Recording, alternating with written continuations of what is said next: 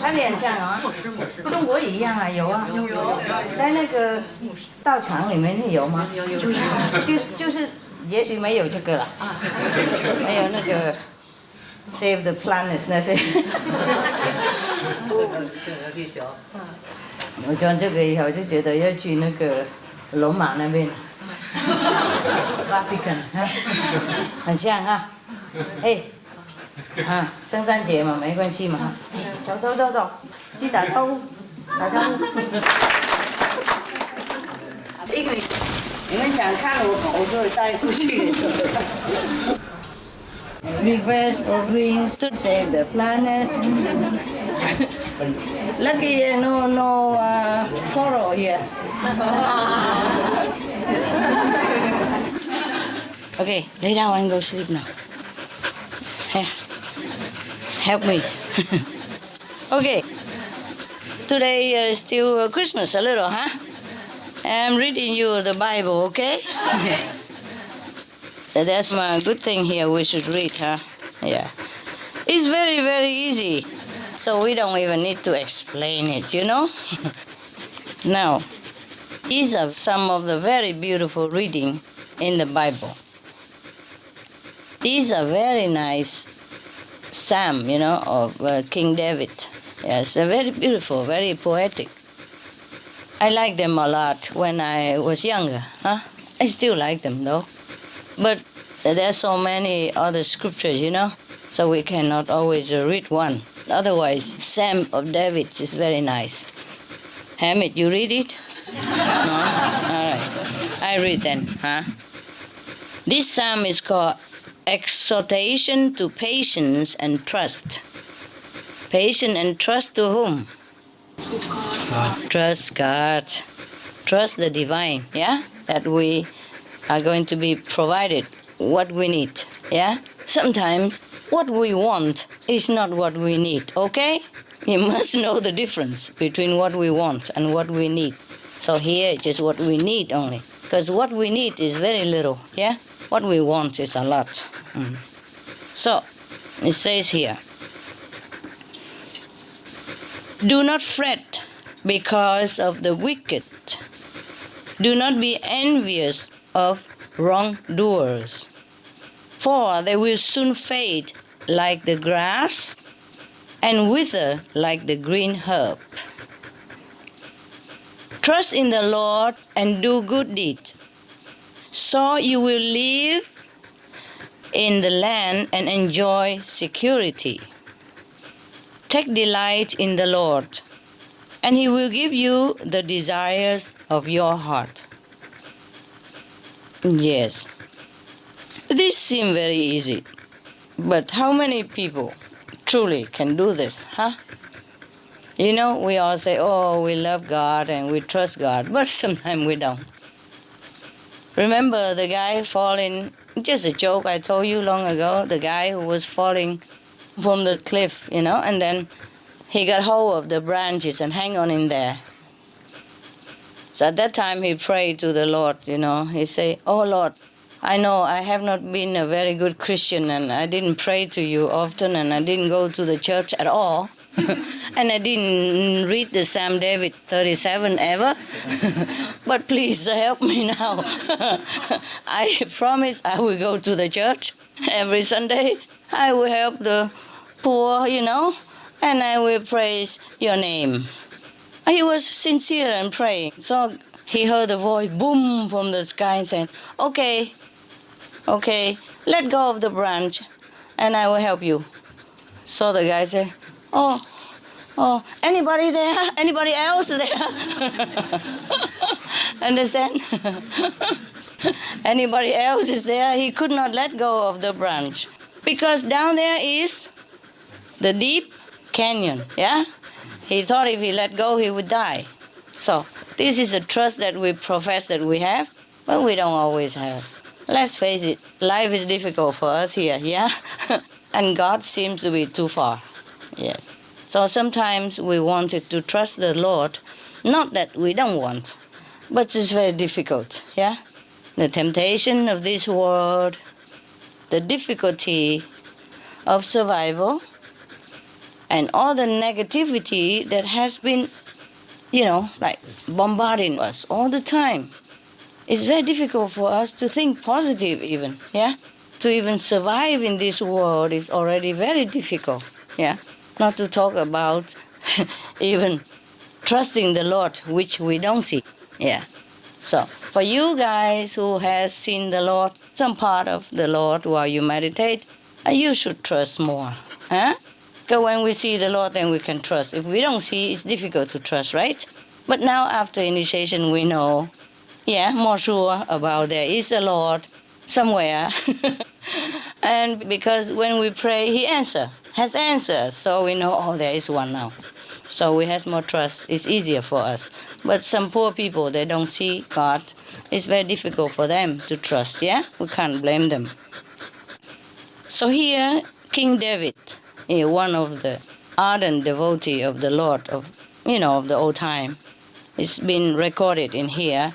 He's saying, probably his exhortation to his disciples or to his near followers, yeah? Nearby person, relatives, friends, assistant, whatever. So he keep telling them this because probably some of them don't have trust in God. So it's very difficult for someone to take delight in the Lord. As he say here, you should take delight in the Lord. Okay, we love God. Maybe we trust God. But how to take delight in God? Huh? It's not that easy, is it? Huh? Yeah. So only the one who see God can really take delight in God. God may be not like a person or something, but we feel the love, we see the light, and then we can trust. Yes.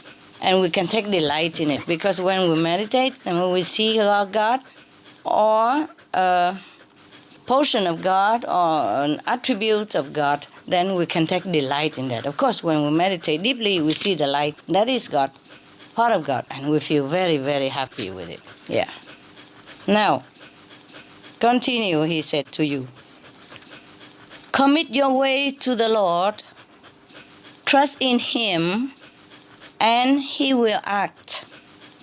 He will make your vindication shine like the light, and the justice of your cause like the noonday. Wow. Can we do that? Difficult, huh? It's very difficult to do the will of God, right? It's very difficult. We try, but we can. Sometimes we cannot. Even if we have seen miracles, even if we have known God to some extent, sometimes our heart waver. So here King David reminds us that we should trust in Him, in God. Yeah, by the way, your presence here is a gift, yeah? Because you have trust in God, come here to meditate, yeah? And that is also a gift for me. Big gift. Very wonderful gift for Christmas. Thank you.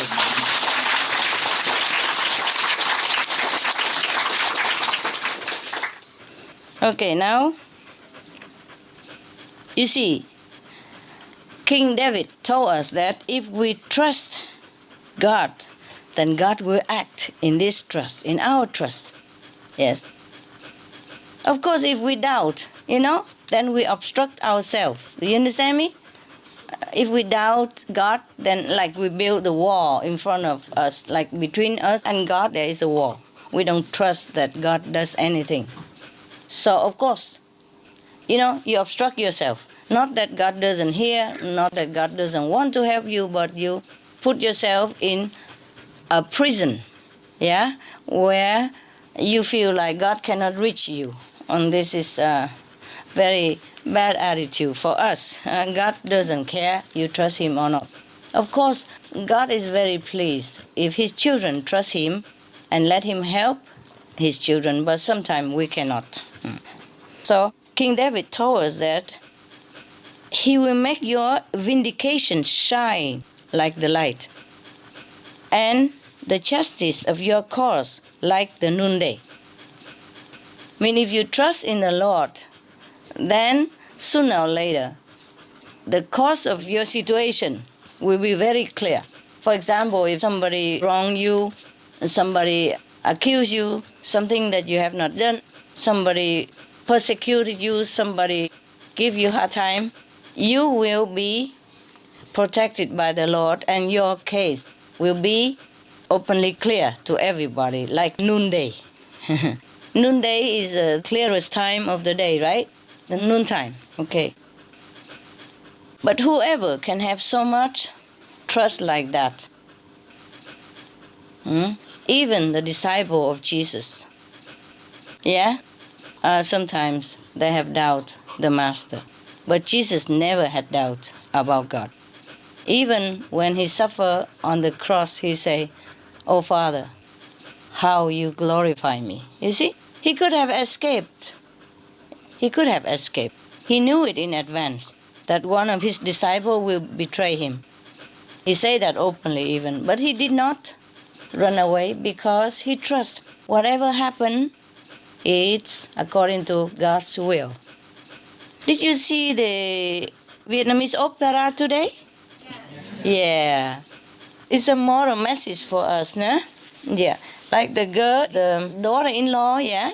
She doesn't want to run away. She doesn't escape because she thinks everything is done according to God's will. Yeah, so she accepted because she also loves her husband. You see? This is how we should love God. Yes. Then we can be united together with God. In due time, yes.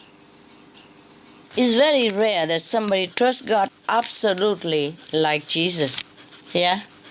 That he just accepts whatever happened for the sake of humanity and all beings on this planet.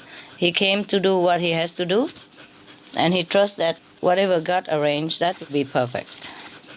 The same, similar to this situation, the story may be true or not true about the mother-in-law and the daughter-in-law. There may be true, maybe not true, but we could learn from it. It's similar to the situation of someone who is separated from their own soul, Yeah.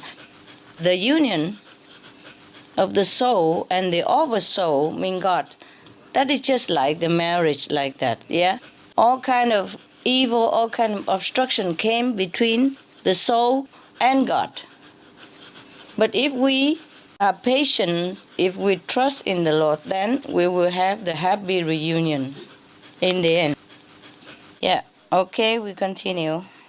Be still before the Lord and wait patiently for him. Do not fret over those who prosper in their way, over those who carry out evil deeds. Yeah. So, King David reminds us that we should be still before the Lord. What does that mean? How come be still before the Lord? Mostly people say to you, go and pray, and pray the louder, the better, as the Lord is deaf. As if he's deaf, he cannot hear you. You have to go and pray very loud. Mostly people pray loud, right? That's one thing. Or we can also sometimes pray loud, so we can hear our prayers. It's also some kind of devotion. But here, the King David told us that be still before the Lord and wait patiently for him. This is very strange, huh? Anybody knows what it means?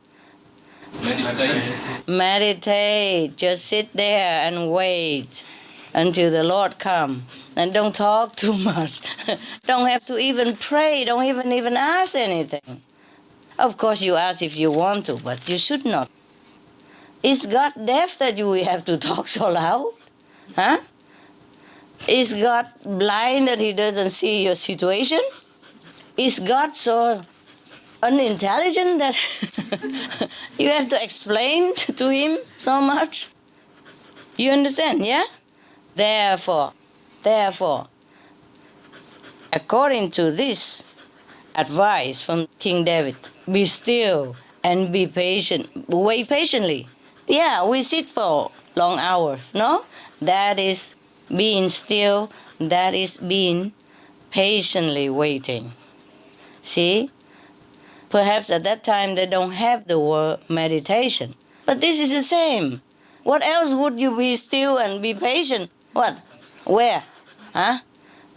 How should we do that? If not by sitting and contemplating and waiting, right?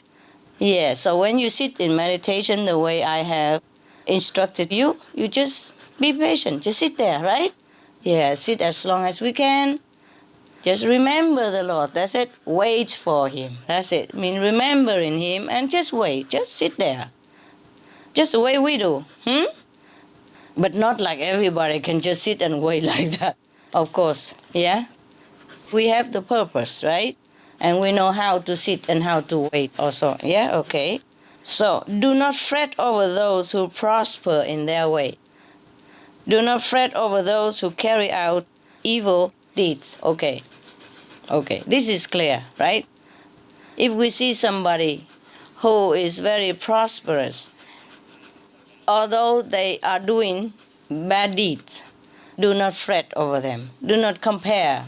Do not complain to the Lord. Say, oh Lord, I am your devotee. I love you. I pray to you every day. I go to the church every Sunday. But look, what have you done for me? You have not given me anything. But the neighbor who are so wicked and who do the wrong deed so many times, and you let him prosper. You see? So King David told us, do not fret over this situation. Just wait for the Lord. Because remember, in some other part of the Bible, yeah, it is stated that do not put your treasure, on earth where moth can corrupt and destroy, but focus on the treasure in heaven, yeah, where it will be lasting forever. That is the thing. You see, most people thinking that if the Lord is loving and kind, then you must give him money, give him a big house, give him, at least big meditation hall, sorry. Yeah, here you don't have a big meditation hall. I am also sorry for you, but it's the way it is, so we have it, huh? Better than nothing, huh? It will never be big enough in any case, right? Yeah. So we are very happy to sit together in such a small room, yeah? Better than big room and nobody. Yeah. Many cases, sometimes big temple, big churches, but nobody there. But it's okay, we're happy here. I truly am happy, yeah? I don't really wish for anything, but I thought it's a pity, There's some big space and nobody there. If we have that, it would be good for you, huh? Have more space, Everybody can sit in 1 square meters, 1 square kilometers instead of just a few centimeters the way you sit. But you know what? It's a very good point here. The way you meditate is the tighter the better. So, at least when the Lord looked down from heaven, he saw, wow, they're sitting very straight.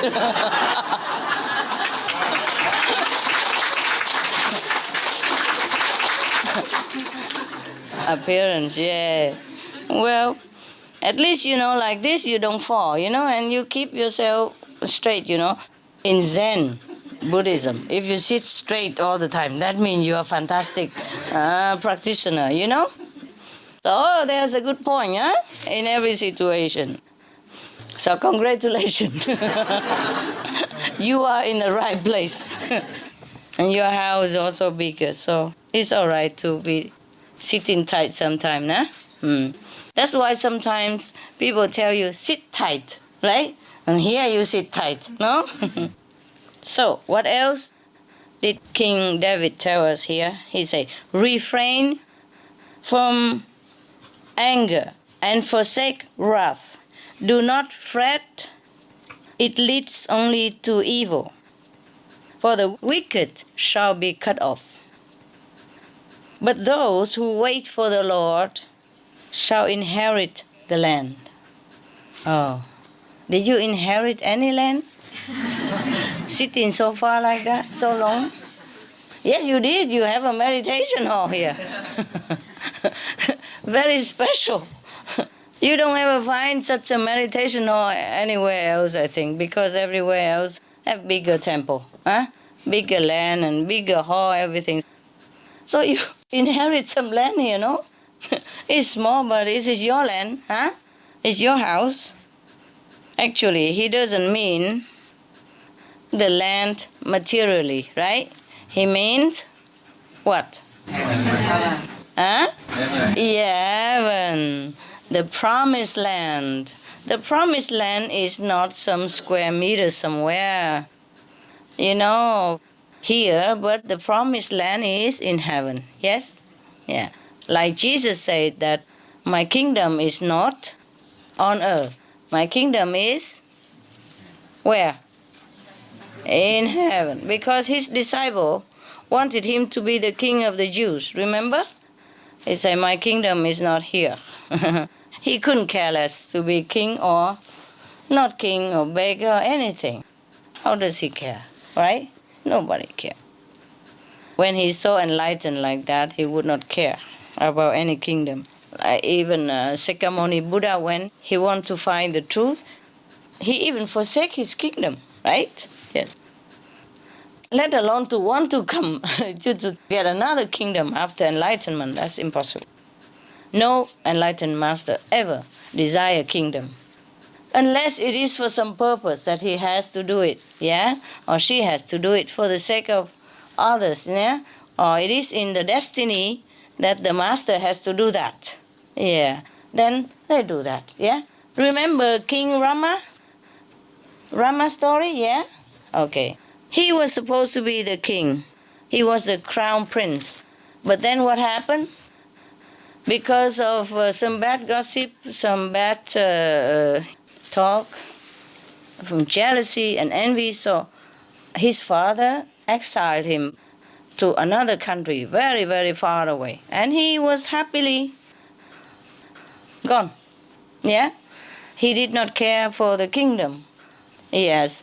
If he was to inherit the kingdom and became the king, then okay. He accepted and did his duty. But if the kingdom was taken away from him, he's happy and no responsibility. So he was happy and gone. And then later on, when his name is clear and he could come back, become the king again, then he was okay with it. You understand me? Either way, there's no aversion.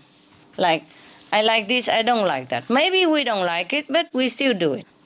We don't like things, we don't like this, we don't like that. We all have our like and dislike because we are still in this human domain, and something we like, something we don't. But like or not like, we still continue to do whatever we have to do, right? For the sake of others, or just to fulfill the destiny. Okay. Now, let's continue. So King David still always tells us that we should not fret over any situation in this world, I should just accept it, yes. But that doesn't mean we do not check ourselves, Everywhere we go, we should be a disciplined person, and we should bring joy and happiness, in an orderly manner to everybody else, and not to cause trouble, not to be a burden for others wherever we go. Yes, now continue down there. Yet a little while longer, then the wicked will be no more. Yes. Though you look diligently for their place, they will not be there. But the meek shall inherit the land and delight themselves in abundant prosperity. There must be someone who came to King David and complained about their unfortunate situation, or that the enemy overcome them and the one who did the wicked deed is prospering, and the one who is doing, good deeds and be virtuous and good are not having any reward, perhaps like that. So King David exhort to them, saying, be patient, yeah?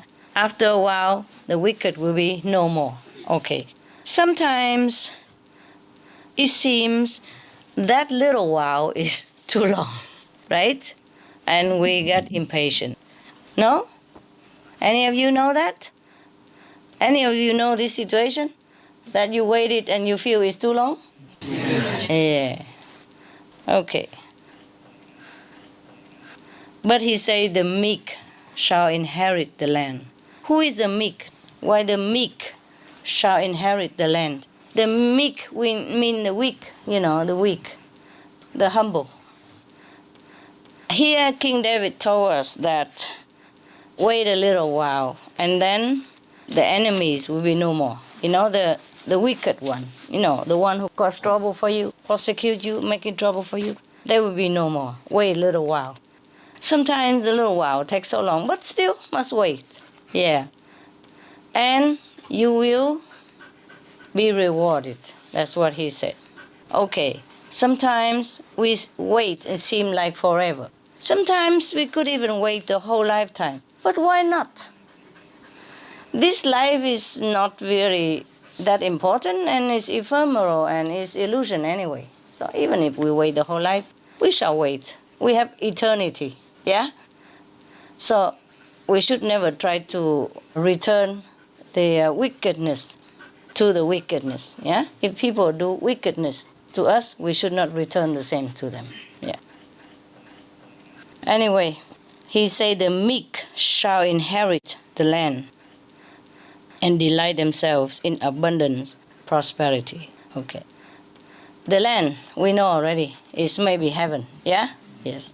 It could be also the land that we have here, meaning property, yeah?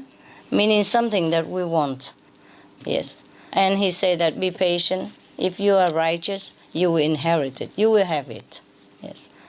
And then you even live in abundance, okay. It might not always be in this lifetime, but sometimes it is in this lifetime, right? Sometimes we see the reward very quick coming to us, yes. It's not always in monetary, not always in prosperity, not always in material things, but we know there are many more reward, better than material reward even, and we know all that, yeah? The practitioner of Kuan Yin method, we know that. Except if you don't meditate well. Except you do not be careful about the food that you eat, that you make yourself impure by eating some food that is not proper, yeah? With animal product or something with alcohol, thing like that. So always be careful, keep yourself pure. Nowadays it's difficult sometimes even, because sometimes you buy things outside, yeah? Sometimes they say vegetarian, but in some country they don't really list the ingredients, and sometimes you don't know what is in there. So it is terrible sometimes, yeah. Even if you want to eat some ice cream, normally it seems very, very harmless ice cream, but then you read, have egg in it. My God, who would ever put egg in ice cream? And what for? You know what I mean? And sometimes ice cream have alcohol in it. And sometimes chocolate, even have egg in it and have alcohol in it, something like that, or some animal fat.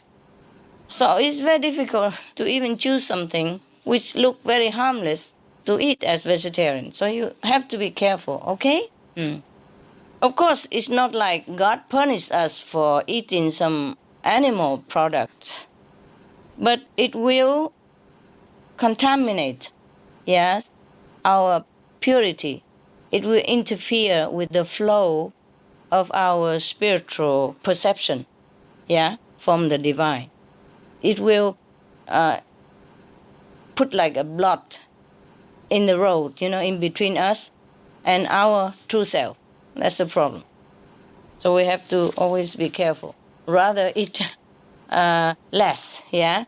Rather eat the thing that you're sure, and not to eat more, but the thing you're unsure. All right, so continue. King David told us that the wicked plot against the righteous and gnash their teeth at them. But the Lord laughs at the wicked, for he sees that their day is coming. It means your God, your Lord, your protector, knows that even though the wicked people are doing some bad things toward you, persecuting you, or, pressurizing you in some way, or giving you terrible time. But the protector, the Lord, sees everything. He's not in a hurry to even punish them or anything, because he knows the law of cause and retribution will be just. And he sees that the wicked people are coming to an end. But they don't know that. So they continue their wicked way and oppressing the meek, the weak people, the humble people. And they're oppressing them, and they just feeling that they are the winner, and they're strong and they're powerful. But God knows that their days are numbered, that their destruction is coming. The wicked draw their sword and bend their bow to bring down the poor and the needy, to kill those who walk uprightly.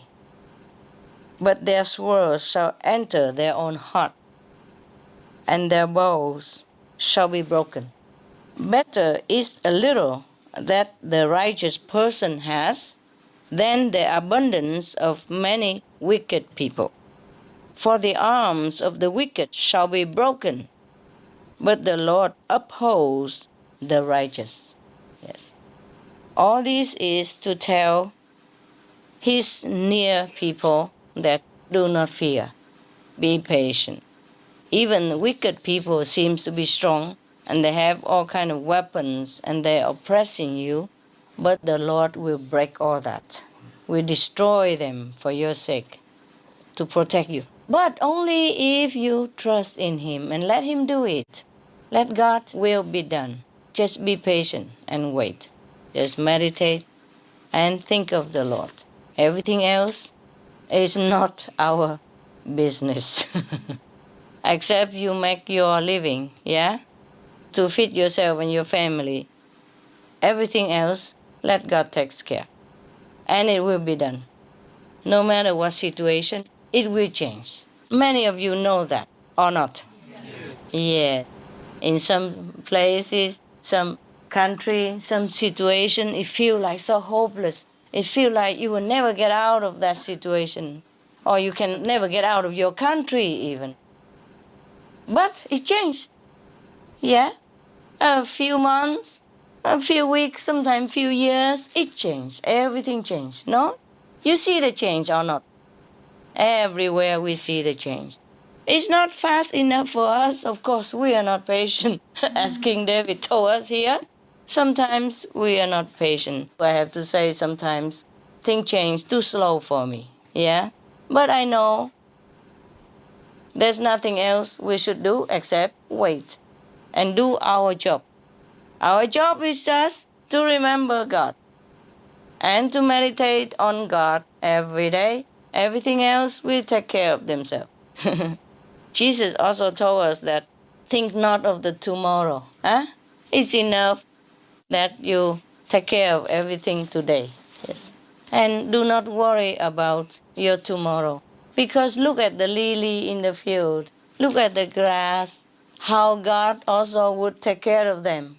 And how wouldn't God take care of you? See, none of us can say such thing confidently. Can you? Yeah. Do you have such faith like the Lord Jesus? Possible?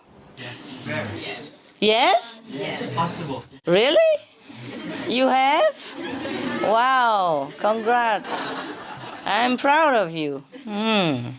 Wonderful. Let's see.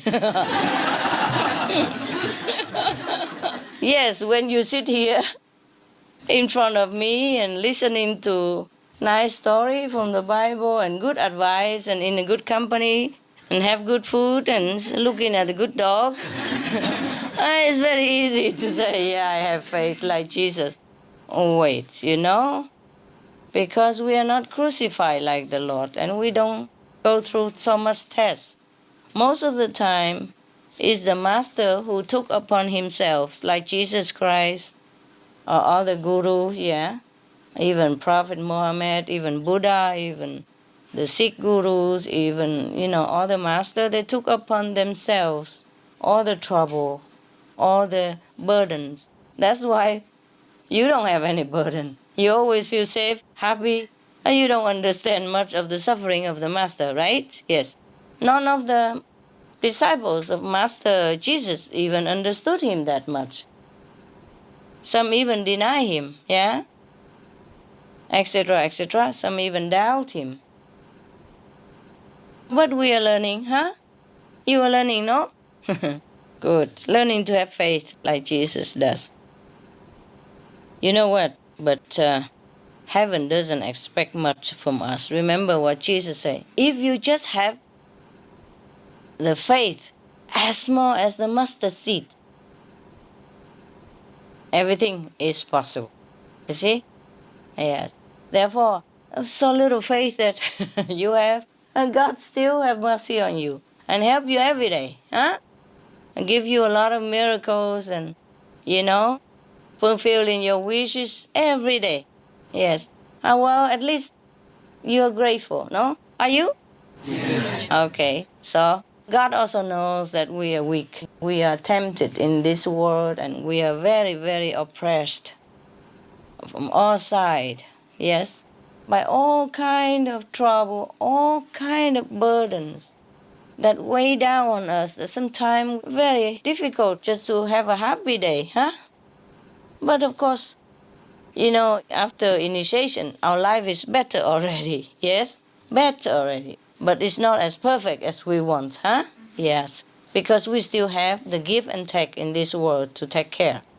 We still also have the collective bad karma of the planet that weigh down on us as well. And we also have this human heart which sympathize others. Yes, which feel compassion and love for others. And because of that connection, we also suffer a little bit, like our neighbors, like the one that we sympathize with, okay? My God, we are nowhere yet.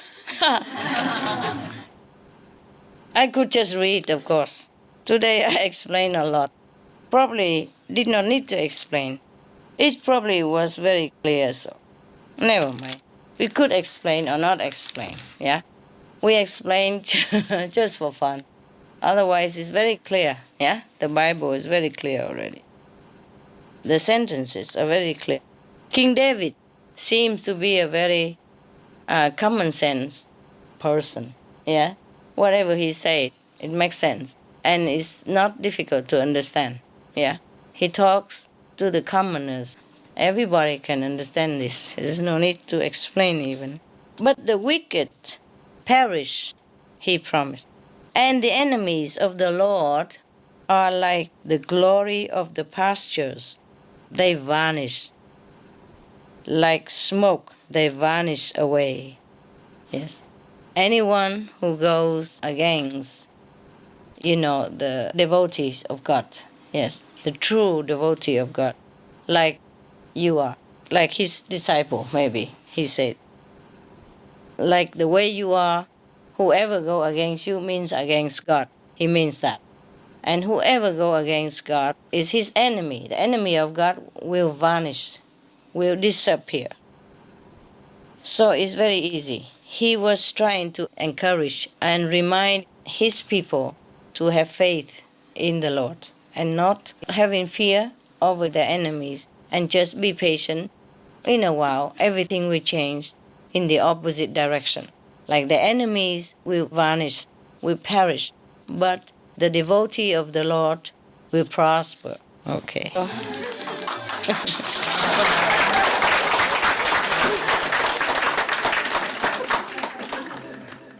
That's what it is anyway. he keep telling them that don't worry, yeah, whatever enemy of yours, the Lord will take care. The Lord will make them perish, and you will be prospering, you will be surviving, you will be glorified, you will be in abundance. That's what it is. It's very positive psalm. Yes. We have another half. Maybe another day. Okay? Yeah.